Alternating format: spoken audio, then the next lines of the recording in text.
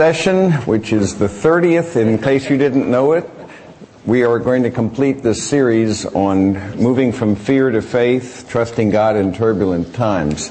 And I'm ending up on a very positive note. My view here is that we've got to live in this world with a proper perspective. Perspective, in my view, shapes everything. It's our way of seeing. Are we going to look at life from a biblical, or are we going to look at it from a worldly perspective? Are we going to see things as they truly are or as they seem? Are we going to see things from an eternal point of view, or are we going to look at them from a temporal paradigm? And we get to choose the way we view our world. I've told you many times that if you allow the world to define you, which requires no effort at all, it will be more than happy to do so. But if you want the Word to define you and to shape your perspective, that's going to take some discipline. You're going to have to really show up, and you're going to have to invite God's perspective, because you know what it's like. You study the Scriptures, you get an insight, and then it's almost like water going through your hands. You just feel like you lost it. Have you ever had that experience where you go to a retreat and you gain some insight, and then it seems to be gone?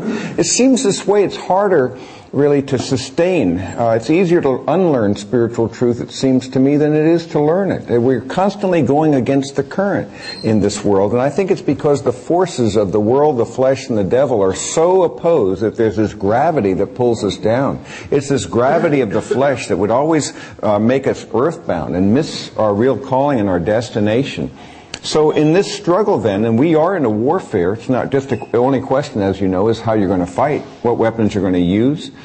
In this struggle, we find ourselves always confronted with a choice. This is a day-by-day choice. It's not just a one-off, but it's a day-by-day choice where we decide, who am I today? Whose am I today? Why am I here? Where did I come from? What's my mission? Where am I going? And those are questions we do well to review from time to time, so that we can kind of start off at the day and to reorient ourselves, recognizing this day is a mini life with its birth, its growth, its decay, and then finally its death.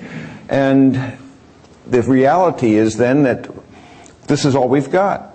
So we do well then to invite God's perspective, indeed to welcome Him into this journey, so that we can really live in a confident hope and a genuine faith, rather than being seduced by the terrors and anxieties and uncertainties of this world, whereby we are pulled into this negative fear that can be debilitating and paralyzing.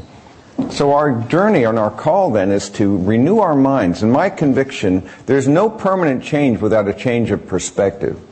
And that change of perspective, the Romans 12, 1 and 2 imagery here, where we renew our minds and to really embrace what God says is true, will require, as I said, a series of choices that we pursue. We show up. And my encouragement to you as men before God is to show up regularly, each day, with an open heart and an open Bible.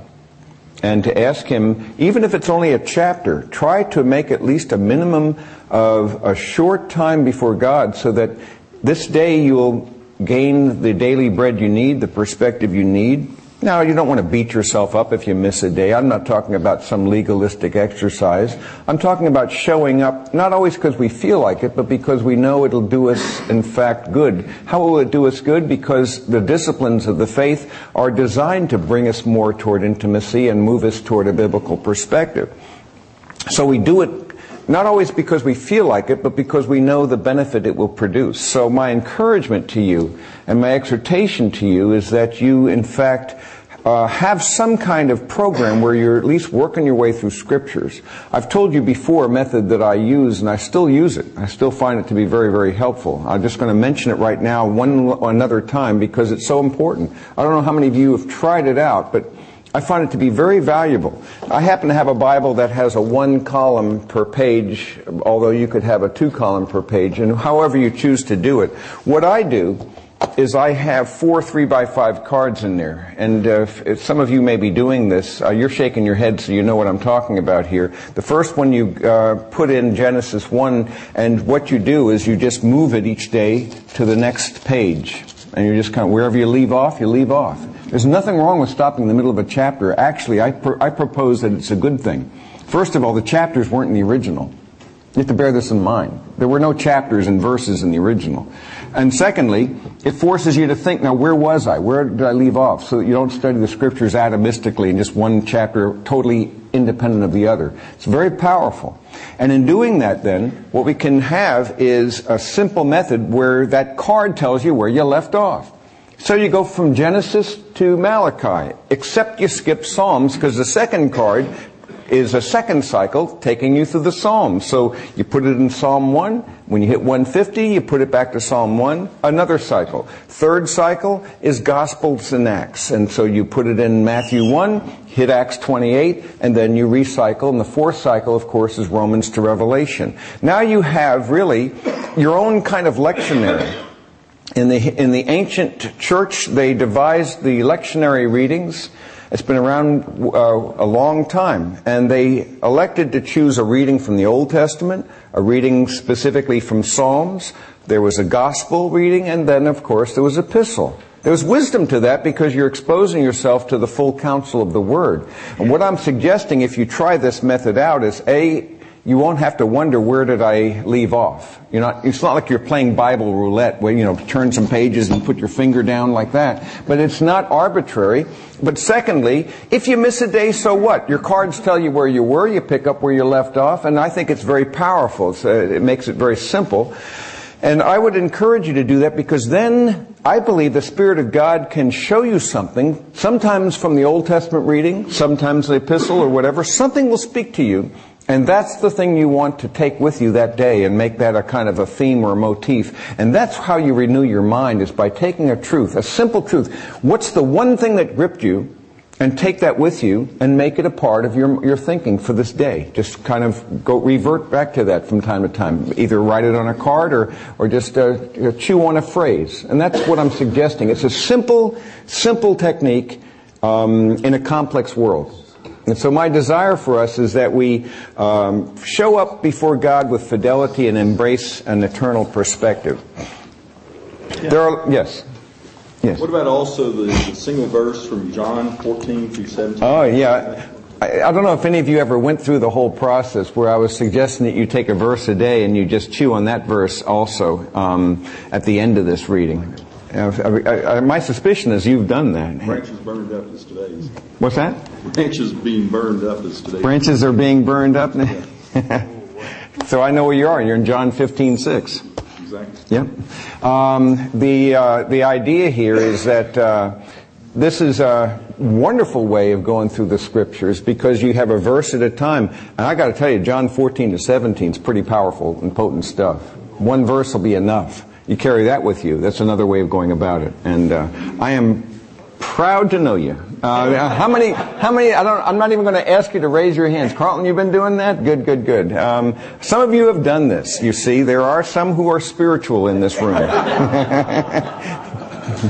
The less spiritual will take note. But we're not talking about a lot of work here. That's one verse a day in terms of, after you do your broad reading, then that could be your focused reading. Very powerful. Another powerful text is Colossians chapter 3, 1 to 17. These are rich things worth reflecting and chewing on. That's all I'm suggesting here.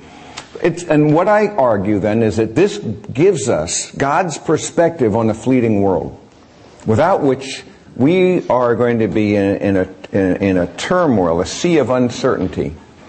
And we need to be in a context where we can face the adversities, understand why these things can happen, at least in a broad sense, that God's got a plan for us. And He has a story, and we're part of a story that really will end well. And that's the important thing. Now, as some of you know, most of my mentors are dead.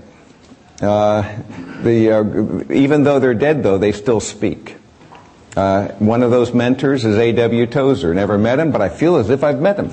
I've read a biography of him, and I just feel like I know his heart and his soul, what he'd be like. He wouldn't, by the way, be fun at parties. Tozer would not be fun at parties. The idea of small talk with that guy is just anathema.